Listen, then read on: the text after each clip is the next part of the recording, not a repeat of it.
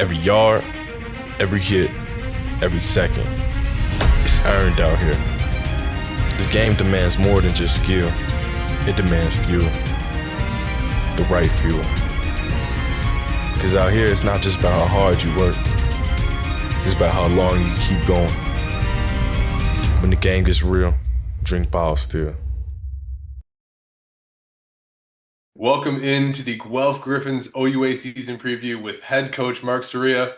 Mark, it has been a heck of an off season for you guys. A busy one, I doubt, or I don't doubt, with the logo change, and obviously you guys recruit across the country. So, how's it been at camp so far? Getting kind of used to the heat wave and everything that is. Yeah, I think you never know what the group is going to look like when they all come together. And so we have a really veteran group. If you look at our roster, we actually have a lot of fourth and fifth year veterans. And when you have a veteran group like that, you know that just over the hill, they're going to graduate and you need to start to integrate some younger groups. So we have a really big recruiting class coming in, and you're hoping that everybody kind of mixes and melds. And the first few days have been awesome because of the energy. And when you have a veteran group, and I always say reflect a year ago today, easy to talk about. There were so many question marks. Okay. First time head coach, brand new staff, nobody worked together before other than the U of T guys, myself, Coach Show, and Coach DC. And so there were so many questions about what the season would look like. A year later, it's so funny, just 365 days later, everybody's talking about expectations. And I really want them to remember what got us to this point and to remember the important things, which is just to focus on the process. And a part of that big process for you guys last year was that running back room where you guys had three or four guys at one point that looked like any of them could be a star. Talk about how you, as an offensive-minded coach, have been able to balance like so many different tools in the toolbox, but they all get the same amount of love, it seems. Yeah, I think the difficult part, and so while it is a blessing to have everybody, the difficult part as a coach is how do you balance all the different styles to where everybody feels involved in the offense. And while most of the time that's coach speak, we really embrace that here, where Donovan Malloy, who is an OUA All-Star, and Isaiah Smith, who was the OUA Rookie of the Year, and then you have Caleb Sargent, the OUA Rush Cover. You could look at it and say those are three All-Star talents in the backfield, along with Mason Ball and all these other guys. And so what we really preach is that every one of them is different, and we're going to treat them all differently and give them the things that they're really good at. And so I can only speak to their character because they love it when their teammate scores or does well. You can see the joy they have on their face when a fellow teammate, has success. And so they're really the ones sacrificing for the good of the team. And they're the model that I set for the rest of the team, where if you can look at the backfield that's talented and they care about each other and want each other to do well, there's no excuse for any of the other positions to not take on that same attitude. I want to ask about, we're talking about the offense here. We talked about, the talent level in the running back room, but you guys had a really nice 1-2 punch last year at the quarterbacks as well with a guy like Tristan Aboud and Marshall McCray. Just talk about how they stepped up and what they mean to your offense there. Yeah, I think you guys will understand this. It's been a running joke for a couple of years that at Guelph you play a couple quarterbacks, and it's always been discussed in the most positive light. Whereas I think last year was the first time everybody understood what a strength it is to have two players who are both unbelievable and both great teammates because they understand how their styles make it difficult for other teams. So one of the things I always say is in a quarterback battle, you always say who's the starter, who's going to be the number two, how do they match up. Here we talk about it as Tristan Aboud and Marshall McCray, or vice versa, where they're both going to be involved. I mean, I'm sure I'm not letting any secret out of the bag, but they're both going to play in the games because they're both so talented, and their leadership ability and all the things they bring to the table. I just look at it as a strength, and that's how we really preach it and live it here at the University of Guelph. Is that we're so lucky to have two talents that help us win. It would be remiss if we didn't use both of them all the time. It really takes the buy-in though of the group, not only Tristan and Marshall, but of the whole group to say, okay, we're going to play different styles or different ways. Credit to Tristan. I think not many people looked at him as a mobile quarterback, and you could see what he did last year on the ground. Credit to Marshall. He threw a couple of really nice balls last year, a couple touchdowns, and he can do so much, with his running and passing ability. So I never want to pigeonhole either of them into the prototype of runner versus passer when they can do both. And so preparing for both, I'm sure, is a nightmare. And that's really what we're trying to do here is make it so that we can put each player in the best position to succeed, to optimize our ability to be successful on the field. Now, they had a wide range of guys to throw to, and obviously you guys at Guelph have put a number of receivers up into the CFL. I mean, Keandre's having a standout year, Clark's doing his thing, and Vashon's starting to get a bit of a run as well. Yeah. It felt like last year it was a group that really just took that like brick by brick mentality. Everyone's going to chip in and do their part. But then you had guys that would have big games, like Arsenault had a couple touchdowns in a game or two. How does that group kind of build off of the stepping stones they laid down last year? Yeah. I think if you look at it, I always say the most successful teams are the ones where you can't scheme players out of it. Okay, so we had Vashon and Kane last year, and Willem, I think, was top three in the entire country in touchdowns. And so when you really look at our strength, it's the ability to pass the ball to the open guy. So we talk about this on offense all the time. We are not building plays to get specific players open. We are going to attack what the defense gives us. And that means all five receivers and the tailback, or whatever version of players you have out there, they all have to be a viable threat. And so we talk a lot about receiver play is often discussed in terms of catches and touchdowns. But here we preach playing winning football, which is sometimes getting covered to get your teammate open, which is sometimes running a specific route a certain way to get another person the ball. And so they've all really embraced it. You can see that with the mentality we have. And then it makes it hard for teams to take people out. And so if you want to, in the past, we've had Kean and Clark and Keandre, like you mentioned. But what's missed in there is that they had great teammates to work with them to help each other get open. And we continue that philosophy here. And all credit to Coach Pat Shan, who I played for. That was the mentality when I played there and we won in 2009, the Vanier Cup with a lot of receivers could do a lot of things. And so it's the system I've grown up in and know. And it's kind of what I've carried throughout my coaching career is just the ability to pass it to multiple people. And so when I was at Laurier, you could look at the same thing. Brenton Hall, Curly Gittens Jr., right? At Toronto, it was Will Corby, sorry, and Daniel Diodati are all the players. And now here, we just have a bevy of weapons in addition to what I feel like is a very strong freshman recruiting class with Matt Stan, Ethan Garway, Trent Dobson, these guys who are going to be very, very good. And so they need to see how it's done at the highest level and see where they can slot in. Yeah. Yeah, you just kind of gloss over that trio of receivers that you guys signed earlier this year. How has that group of stars in their own right in every level of football they've played up until now? How have they kind of adjusted to training camp?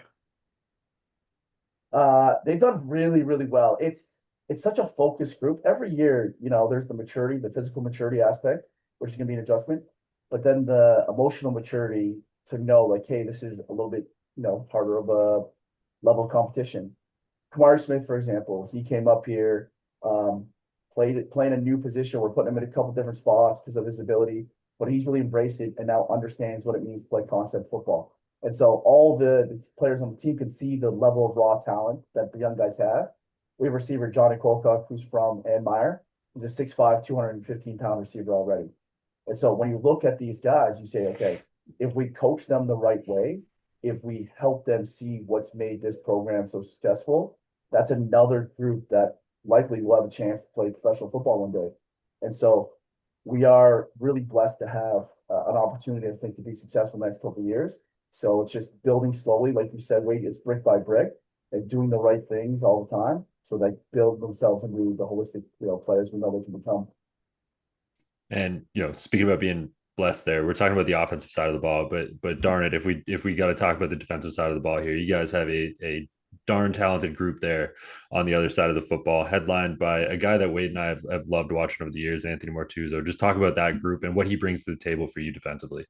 Yeah, I think when you look at the defense, it's often it was brand new last year, right? So Coach Matt was brand new, brought a new system. Nobody really knew what to see or what to do. So as you see them go along throughout the year, it is a complex system and it takes time. And when we look at the games played last year, like Brady McDougall, our captain, our leader, he missed I think 5 games after having the first 3 games. Unbelievable setup. Javon Jacobson, another name that is a star, just needs to stay healthy or hasn't been healthy in the past. And so when you look at all the names, a lot of players have gotten playing time because of those injuries. And now we're at a place where everybody's healthy for camp. And it's almost like, how do you get all these players on the field? Right. And so I think it's a rebuilt back end. We're really happy about having a transfer like Demetrius Mazuka come in, someone who's played at a very high level for a very good program and master. And then we have a Miles Lafricard who's been here now 5 years, controls the back end. Nate Slaughter's been playing as a freshman. A surprise name, a little bit of a hit. Alex Pope is a very good player. He came from Georgia, was teammates with Nate Kashama, and so now he's here playing on the boundary corner spot a couple different places. So I can't say enough about the great things that Coach Matt, Coach Tanner Hamade, Coach Joe, Coach Clough have done. And I'm really excited to see what they do this year because it's kind of like on the offensive side where you have so many players that can be, big contributors. How do you balance all the things they do well? Now, I was going to ask about Miles because having a guy that has played as much football as him in your secondary is never a bad thing. But I know off the field or even when you're in game situations, he's a pretty big leader for that group. Talk about his kind of growth. I mean, we talked to him 2 years ago when he was just stepping into that role, but Yep. it seems like year by year he's just built and built that I want to say presence with the team. Yeah, no, that's perfect. When you're a first-time head coach, okay, you're learning on the job, right? There is no manual on how to be a head coach. Oftentimes, when it happens, it's because the team hasn't been successful, or in our case, our head coach got another opportunity, went somewhere else. And so you need veterans like Miles to come in and let everybody know how we've done things and support the head coach's message. It's not very often you get a player who can complete his MBA or is doing his MBA right now as we speak and still is able to play and balance those two commitments. And so Miles, as a freshman, was a highly touted recruit. And now, as you see him on the opposite end, he's a professional in all aspects of his life, whether beyond the field or off the field. And he really sets an example for everybody else on what university sport is all about. Right. So, whether it's football or academics or being a leader in the community, he really epitomizes all those things that we're looking for. As we look forward to this new season, you guys are sporting some brand new logos. Yes. What went into the new logo? What is maybe potentially different about jerseys this year, if you don't mind me asking? So it'll be up to the supplier right at the last minute, but we will have 3 sets of brand new jerseys and brand new helmet combos and obviously some new decals. One of the things we really talked about is we want to bring kind of a harken back to the Stu Lang era. It was fun to play football. Football is fun. It should be fun. It should be able to go out there, have a ball, be successful, do all things. But to give that players the opportunity to wear a brand new jersey with a new logo and a new refresh, I always say it's nice to have the outward kind of look match the internal changes we've been making here. So now we feel that the new jersey and the new helmet can really epitomize what we've been working on internally on how we preach about community and all those things. It's going to be a fun season, and fingers crossed for week one. If not week one, we'll see what it looks like. You'll see a big media release with the team we have here. But yeah, we're really lucky, and those new jerseys I've been pretty pumped about. They've been about 6-7 months in the making. So this is the only place in the country that might require the president and everybody take a look at it because it is such an outward-facing team. So I think everybody's really excited to see what they look like on the field.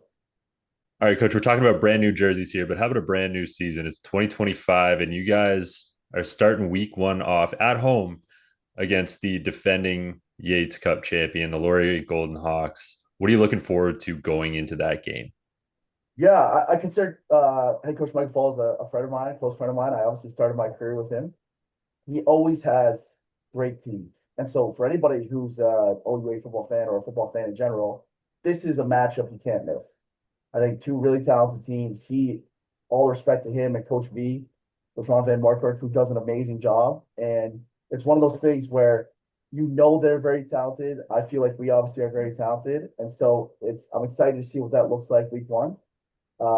In addition, the OUA as a whole has just gotten stronger. So when you look at it, the margin of error is so small that every week somebody can win. And so in the old days, there used to be a few teams on the marker where you would say, they're not quite there yet.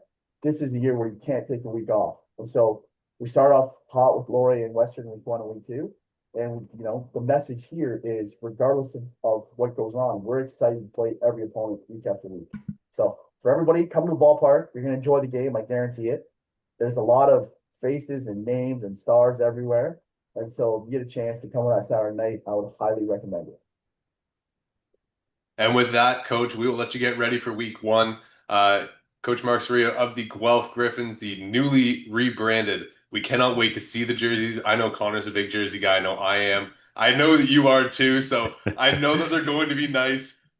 Cannot wait to see you guys on the field this year, and best of luck. All right. Thanks, fellas. Thanks for taking the time. No worries.